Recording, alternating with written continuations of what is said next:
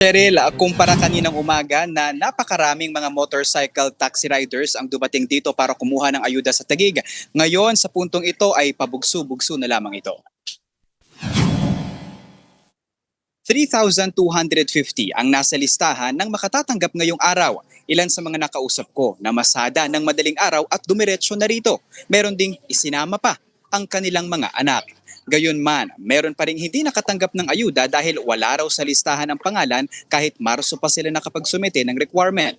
Sa original na schedule, hahatiin dapat sa umaga at hapon ang payout ng MC taxi riders, pati yung delivery riders na schedule dapat na inakalang walang payout dahil holiday kahapon. Pero nagdesisyon ang lokal na pamahalaan ng Taguig ni accommodate ang sinumang riders na verified para hindi na maantala ang kanilang pamamasada. Iisa naman ang panawagan ng mga rider dito na itaas ang bayad sa kanila.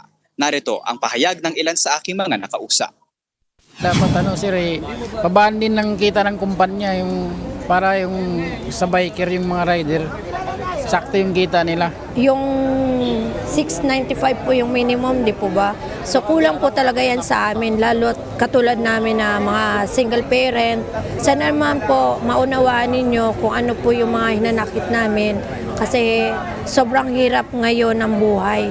Lalo't nagtataasan po yung lahat ng bilihin, tapos yung sahod po, ganun pa rin. Cheryl, sa ngayon ay wala pang schedule ng special payout para doon sa mga wala sa listahan ang kanilang mga pangalan. No? Pero asahan natin na magkakaroon na nakatakdang petsa dyan mula sa LTFRB dahil siniguro naman nila na mabibigyan ng ayuda at alalay ang lahat ng uri ng transportation drivers and sectors sa ating bansa, no? Pero pinaalalahanan ang mga rider dito, Cheryl, na wag naman sa bisyo gastusin ang 5,000 pesos na ayuda na kanilang matatanggap ngayong araw dahil ito pa rin ay galing sa buwis ng bayan. Yan muna ang latest. Cheryl. Maraming salamat, Mobile Journal, Arles de los Santos.